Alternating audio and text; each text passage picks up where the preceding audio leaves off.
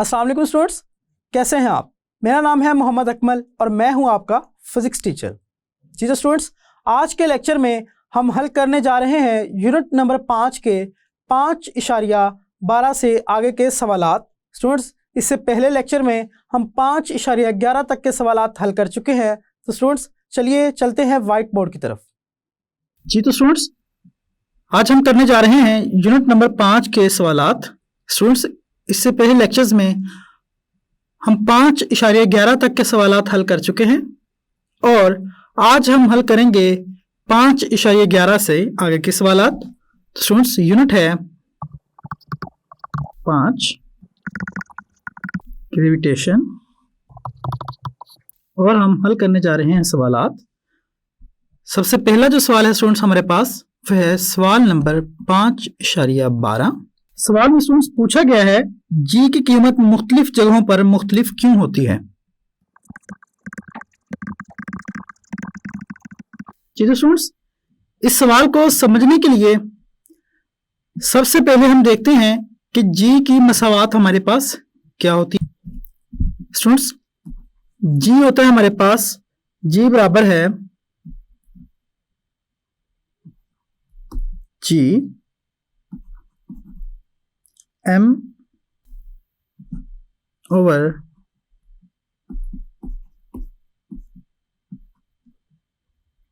जी। तो स्टूडेंट्स, ये हमारे पास जी की कीमत है जो बुलंदी h पर होगी। यहां पर जो ये h है ये बुलंदी को जाहिर कर रहा है जहां पे कोई दूसरा जिस्म मौजूद है। ये r जमीन का रेडियस है, m e जमीन का मास है और g ग्रेविटेशनल कांस्टेंट है। स्टूडेंट्स, अगर हम इस मसावात में देखें तो हमारे पास g और me दोनों कांस्टेंट हैं, यानी कि ये तब्दील नहीं होते। तो स्टूडेंट्स, अगर हम यहां पे कहें तो g की जो कीमत है वो किस पे मुनहसिर है, r जमा h के मुरब्बा के। स्टूडेंट्स, r भी जो है वो मुस्तकिल है, कांस्टेंट है, ये भी तब्दील नहीं होता।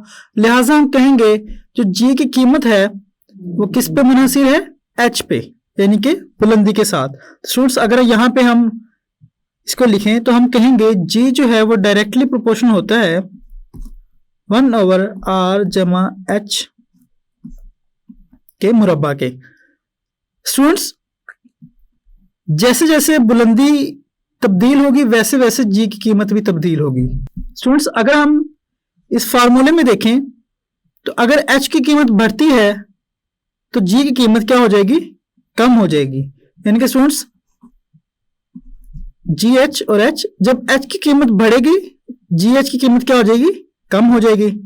और दूसरी तरफ स्टूडेंट्स, अगर एच की कीमत कम हो रही है तो जी एच की कीमत क्या हो जाएगी, बढ़ जाएगी, क्योंकि दोनों का जो आपस में निस्बत है, जो रिश्ता है वो इन्वर्सली प्रोपोर्शनल का है, यानी कि एक बढ़ेगी तो दूसरी कम होगी, जब दूसरी कम होगी तो पहली बढ़ेगी। तो स्टूडेंट्स, यहां पे हम कहेंगे जी की कीमत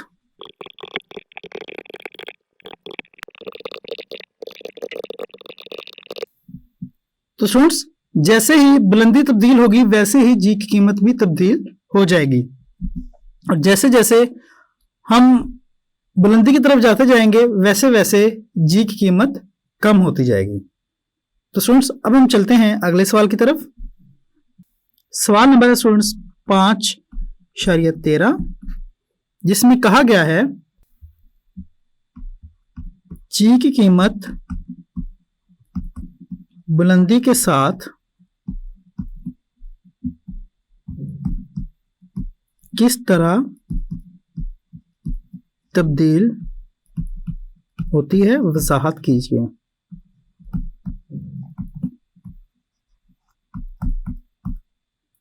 जी तो स्टूडेंट्स, हमसे पूछा गया है कि जी की कीमत बुलंदी के साथ किस तरह तब्दील होती है, वजाहत कीजिए। और स्टूडेंट्स, इस जवाब की वजाहत हम सवाल नंबर 5.12 के जवाब में कर चुके हैं, लिहाजा आप 5.12 का जवाब यहां पर भी लिख सकते हैं।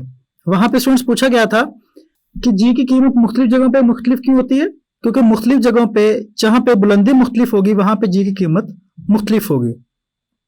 और यहाँ पे बुलंदी के साथ किस तरह से तब्दील होती है स्टूडेंट्स, यहाँ पे बुलंदी का और जी की कीमत का आपस में जो रिश्ता है जिसे हमने कहा था इनवर्सली प्रोपोर्शनल है, उसके बारे में पूछा गया है। लिहाजा स्टूडेंट्स यहाँ पे हम कहेंगे कि इस सवाल का जवाब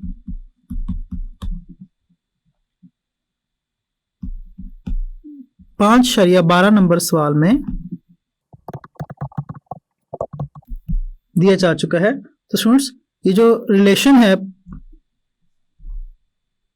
ये रिलेशन, इसकी आपने वजाहत करनी है इस सवाल में, इसके जवाब में, और आप ये स्टेप्स लिखेंगे, बताएंगे कि H और G की कीमत का क्या रिश्ता है, और स्टूडेंट्स वो सवाल नंबर 5.13 का जवाब है।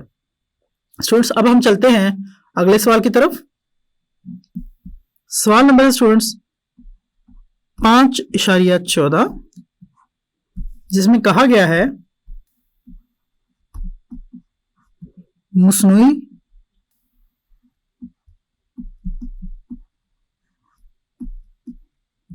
मसनूई सैटेलाइट्स क्या हैं।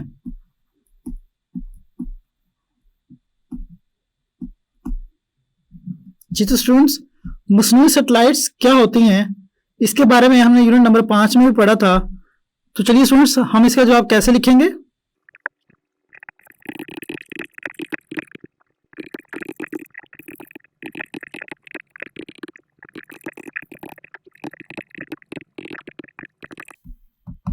जी तो स्टूडेंट्स एक होते हैं कुदरती सैटेलाइट और दूसरे मसनूई सैटेलाइट। स्टूडेंट्स कोई जिस्म जो किसी सियारे के गिर्द घूमता है उसे हम सैटेलाइट कहते हैं। जैसे कि हमारी जमीन भी एक सियारा है और इसके इर्द गिर्द घूमने वाला जो चांद है वो एक कुदरती सैटेलाइट है। और स्टूडेंट्स मसनूई सैटेलाइट्स क्या हैं, ये वो सैटेलाइट्स हैं जो साइंसदानों ने यानी कि इंसानों ने खला में भेजी हैं। और स्टूडेंट्स इन सैटेलाइट्स को मसनूई सियारे या मसनूई सैटेलाइट्स कहा जाता है। और स्टूडेंट्स ये ज़मीन के गिर्द घूमते हैं और इनको मुख्तलिफ मकासद के लिए इस्तेमाल किया जाता है। जैसे कि कई मसनूई सैटेलाइट्स को कम्युनिकेशन के लिए भी इस्तेमाल किया जाता है। और स्टूडेंट्स कुछ सैटेलाइट्स जो हैं वो ज़मीन के गिर्द गर्दश 24 घंटों में मुकम्मल करती हैं, यानी कि ज़मीन की गर्दश के साथ साथ उनकी गर्दश भी होती है। ज़मीन भी 24 घंटों में अपनी गर्दश मुकम्मल करती है और मसनूई सैटेलाइट्स जो कि जियो स्टेशनरी ऑर्बिट्स में घूम रही होती हैं वो भी 24 घंटों में अपना एक मदार पूरा करती हैं। स्टूडेंट्स ये जो सैटेलाइट्स हैं जिसे हमने जियो स्टेशनरी सैटेलाइट कहा है, स्टूडेंट्स ये सैटेलाइट्स जो जियो स्टेशनरी ऑर्बिट्स में घूमती हैं ये ज़मीन के लिहाज से साकन होती हैं, क्योंकि जियो स्टेशनरी का मतलब है, जियो का मतलब होता है स्टूडेंट्स ज़मीन, स्टेशनरी उस चीज़ को कहते हैं जो हरकत में ना हो। और स्टूडेंट्स सैटेलाइट्स के बारे में हमने पहले बात की। तो स्टूडेंट्स वो सैटेलाइट्स जिनकी स्पीड ज़मीन की स्पीड के बराबर है, यानी कि जिनकी गर्दश का दुरानिया ज़मीन की गर्दश के दुरानी के बराबर है, वो ज़मीन से हमें साकर नज़र आती हैं और जिस मदार के अंदर वो घूमती हैं उसे हम कहते हैं जियो स्टेशनरी ऑर्बिट। और स्टूडेंट्स ये जो जियो स्टेशनरी ऑर्बिट्स में घूमने वाली सैटेलाइट्स हैं इन्हें भी हम कम्युनिकेशन के लिए इस्तेमाल करते हैं। स्टूडेंट्स अगर उन सैटेलाइट्स को ज़मीन की स्पीड के साथ हरकत ना दी जाए तो कम्युनिकेशन में एक गैप आ जाएगा जो कि बहुत से मसाइल पैदा कर सकता है। लिहाजा स्टूडेंट्स कम्युनिकेशन को बेहतरीन रखने के लिए जियो स्टेशनरी ऑर्बिट में जो सैटेलाइट्स घूमती हैं उनकी जो स्पीड है वह ज़मीन की स्पीड के बराबर होती है। तो स्टूडेंट्स हमने बात की मसनूई सैटेलाइट्स के बारे में। ये कौन से सैटेलाइट्स हैं? ऐसे सैटेलाइट्स जिनको साइंसदानों ने खुद अपने मकासद के लिए खला में भेजा है और इन सैटेलाइट्स को कई तरह के मकासद के लिए इस्तेमाल किया जाता है, तजर्बे करने के लिए भी, यानी कि स्टूडेंट्स मसनूई सैटेलाइट्स पर जाकर साइंसदान जो हैं वो खला में तजर्बात भी करते हैं और इन सैटेलाइट्स को कम्युनिकेशन के लिए भी इस्तेमाल किया जाता है। चलिए स्टूडेंट्स अब हम चलते हैं हमारे अगले सवाल की तरफ। सवाल नंबर है 5.15, जिसमें कहा गया है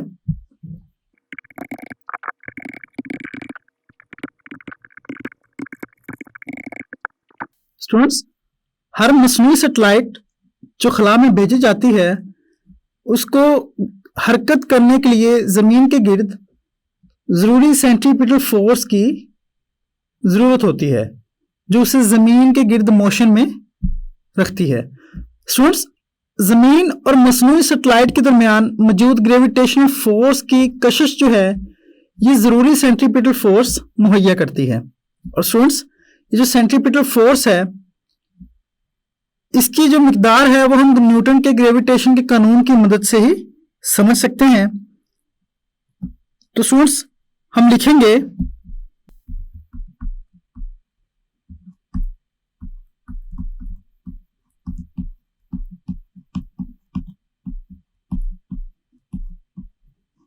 ग्रेविटेशन के कानून की मदद से हम जमीन और सैटेलाइट्स के दरमियान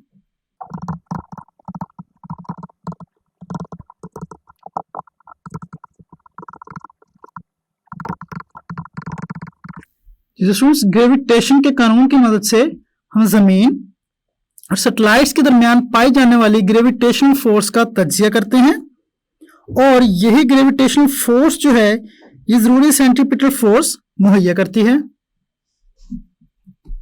हम कहेंगे और यही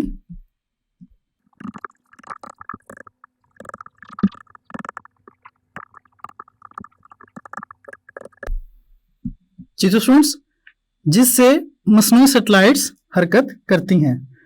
यानी कि स्टूडेंट्स, सैटेलाइट्स की जो मोशन है उसे हम न्यूटन के ग्रेविटेशन के कानून की मदद से किस तरह से समझते हैं? ग्रेविटेशनल फोर्स और सेंट्रीपिटल फोर्स का आपस में जो रिलेशन है, यानी कि वो सेंट्रीपिटल फोर्स जो लाजमी है उस सैटेलाइट को जमीन के गिर्द घुमाने के लिए, स्टूडेंट्स उसका जो तज्जिया है वो हम ग्रेविटेशनल फोर्स की मदद से करते हैं। स्टूडेंट्स, वो जो सेंट्रीपिटल फोर्स है उसे हम कहते होते हैं Fc, जो कि बराबर है mv0 स्क्वायर और r0 स्क्वायर। और स्टूडेंट्स, यहां पे ये जो r0 है ये उस ऑर्बिट का रेडियस है, और जो v0 है ये उस सैटेलाइट की स्पीड है। और स्टूडेंट्स, ये जो Fc की मिकदार होगी ये फोर्स सैटेलाइट और जमीन के दरमियान जो ग्रेविटेशनल फोर्स है वहां से मिलेगी। तो लिहाजा स्टूडेंट्स, ग्रेविटेशन जो फोर्स है उसको हमने कहां से समझा है? न्यूटन के ग्रेविटेशनल लॉ की मदद से। लिहाजा हम कहेंगे कि न्यूटन का जो ग्रेविटेशन का लॉ है, जो कानून है, वो हमें सैटेलाइट्स की मोशन को समझने में मदद करता है। और स्टूडेंट्स, हमने यूनिट नंबर 5 में पढ़ा था कि सैटेलाइट्स की जो स्पीड होती है वो बराबर होती है g(r) के अंडर रूट के, g(r) के जजर के। चीजें स्टूडेंट्स, यहां पे अब देखने के चूंकि ग्रेविटी का अमल दखल है और ग्रेविटी को हमने न्यूटन के ग्रेविटेशन कानून की मदद से समझा था, लिहाजा हम कहेंगे कि न्यूटन का जो ग्रेविटेशन का कानून है ये सैटेलाइट्स की मोशन को समझने में अहम किरदार अदा करता है। स्टूडेंट्स, यहां पे ये जो r है ये उस सूरत में आएगा जब सैटेलाइट जो है वो जमीन के बहुत करीब हरकत कर रही हो। और स्टूडेंट्स, अगर सैटेलाइट जो है जमीन से फासले पे है तो फिर हम कहेंगे g(r)(h). तो स्टूडेंट्स, यहां पे हमारे पास जो स्पीड होगी सैटेलाइट की वो बराबर होगी g(r)(h) के, यानी कि h के हिसाब से अब जमीन जो सैटेलाइट की स्पीड है वो रखी जाएगी। जी स्टूडेंट्स, अब हम चलते हैं अगले सवाल की तरफ। सवाल नंबर है स्टूडेंट्स 5.16, जिसमें कहा गया है किसी सैटेलाइट की जमीन के गिर्द गर्दिश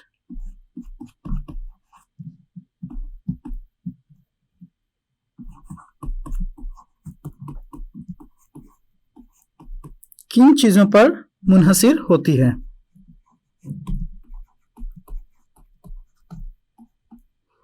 स्टूडेंट्स, अभी पिछले ही सवाल में हमने सैटेलाइट की स्पीड के बारे में देखा कि वो होती है g/h के। तो स्टूडेंट्स, अगर हम यहां पे देखें तो जमीन के गिर्द जो गर्दिश है उस सैटेलाइट की, वो किस पे मुनहसिर है? हम कहेंगे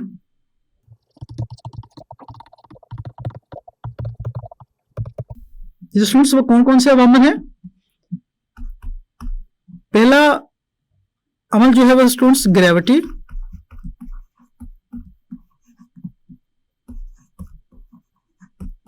ग्रेविटी जी की कीमत। दूसरा स्टूडेंट्स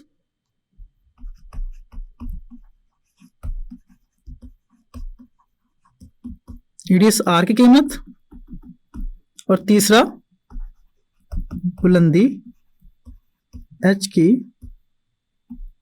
कीमत पर। स्टूडेंट्स, अगर हम यहां पर देखें तो रेडियस आर जो है ये कांस्टेंट है, जी की जो कीमत है स्टूडेंट्स ये बुलंदी के साथ कम होती जाती है, लिहाजा जैसे जैसे एच तब्दील होगा वैसे वैसे जी की कीमत भी तब्दील होती जाएगी। तो स्टूडेंट्स हम कहेंगे कि ग्रेविटी और एच पर जो सैटेलाइट की गर्दिश है वो मुनहसिर होती है।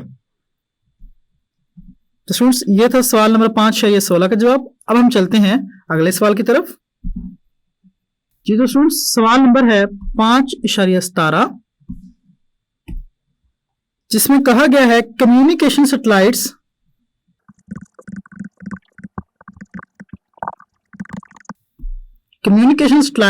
जियो स्टेशनरी ऑर्बिट में क्यों भेजे जाते हैं? जी तो स्टूडेंट्स इस सवाल के जवाब के बारे में हम पहले भी बात कर चुके हैं, जब हमने कहा था कि जियो स्टेशनरी ऑर्बिट में कम्युनिकेशन सैटेलाइट्स को भेजा जाता है। क्यों? क्योंकि जियो स्टेशनरी ऑर्बिट होता है कौन सा स्टूडेंट्स? ये वो ऑर्बिट है जिसके अंदर हरकत करने वाला, गर्दिश करने वाला जो सैटेलाइट है वो जमीन की स्पीड के हिसाब से गर्दिश करती है। यानी कि जमीन अगर 24 घंटों में अपना गर्दिश मुकम्मल करती है तो सैटेलाइट भी 24 घंटों में ही अपनी गर्दिश मुकम्मल करेगी। स्टूडेंट्स अगर हमारे पास ये जमीन है और ये वो सैटेलाइट है जो जमीन के गिर्द हरकत करेगी, तो स्टूडेंट्स इस सैटेलाइट की स्पीड जमीन की स्पीड के साथ मैच होना बहुत जरूरी है, क्योंकि अगर मसावी स्पीड नहीं होगी तो कम्युनिकेशन में गैप आ सकता है। यानी कि स्टूडेंट्स अगर ये सैटेलाइट जमीन के एक खास हिस्से को कवर करती है, उस खास हिस्से से कम्युनिकेशन बहाल रखती है, तो स्टूडेंट्स अगर स्पीड में तब्दीली होगी, यानी कि अगर सैटेलाइट की स्पीड कम या ज्यादा होगी, तो ये जो हिस्सा जिसको वो सैटेलाइट कवर कर रही है वो तब्दील हो जाएगा, लिहाजा वहां पे कम्युनिकेशन गैप आ जाएगा। तो इस वजह से कम्युनिकेशन सैटेलाइट्स को जियो स्टेशनरी ऑर्बिट में भेजा जाता है ताकि उनकी जो स्पीड है वो जमीन की स्पीड के साथ मैच कर जाए और कम्युनिकेशन में कोई गैप ना आए। और स्टूडेंट्स अगर हम जमीन से जियो स्टेशनरी ऑर्बिट में घूमती हुई सैटेलाइट्स को देखें तो हमें साकन नजर आएंगे, क्योंकि वो जमीन की हरकत के बराबर हरकत कर रही होती हैं, जिस वजह से वो हमें साकन नजर आती हैं और उनकी जो स्पीड होती है जमीन के लिहाज से वो 0 होती है। तो स्टूडेंट्स हम यहां पे क्या लिखेंगे? हम कहेंगे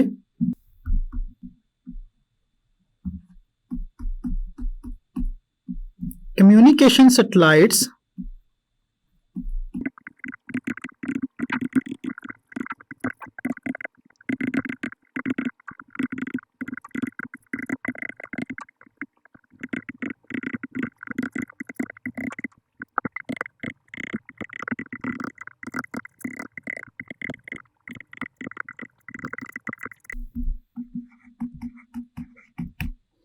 जी तो स्टूडेंट्स, क्यों जियो स्टेशनरी ऑर्बिट में कम्युनिकेशन सैटेलाइट्स को भेजा जाता है? ताकि कम्युनिकेशन में गैप ना आए। और स्टूडेंट्स, चूंकि मालूमात भेजने और मालूमात लेने के लिए एक एंटीना लगाया जाता है, अगर इनके दरमियान स्पीड एक जैसी नहीं होगी, जमीन और सैटेलाइट की हरकत मसावी नहीं होगी, तो वो जो सिग्नल भेजने और सिग्नल हासिल करने की स्टूडेंट्स जो जगह है वो जाहिर बात है तब्दील हो जाएगी, और इस तरह से वही बात कि कम्युनिकेशन में गैप आ जाएगा। और इस मसले से बचने के लिए सैटेलाइट्स को जियो स्टेशनरी ऑर्बिट में भेजा जाता है। जी तो स्टूडेंट्स, ये था हमारा सवाल नंबर 5.17 जो कि सवालात में आखिरी सवाल था। तो स्टूडेंट्स, हमने यूनिट नंबर 5 के तमाम सवालात को हल कर लिया। स्टूडेंट्स, अब मशकी सवालात को हम हल करेंगे। स्टूडेंट्स, अब मशकी सवालात को हम अपने अगले लेक्चर में हल करना शुरू करेंगे। जी तो स्टूडेंट्स, आज के लेक्चर में हमने 5.12 से लेकर 5.17 तक के तमाम सवालात को हल किया और उनके जवाबात लिखे। उम्मीद करता हूँ स्टूडेंट्स आपको इन तमाम सवालात की समझ आ गई होगी। तो स्टूडेंट्स, आगे के मशकी सवालात हल करने के लिए मिलते हैं अगले लेक्चर में। तब तक के लिए अल्लाह हाफिज़।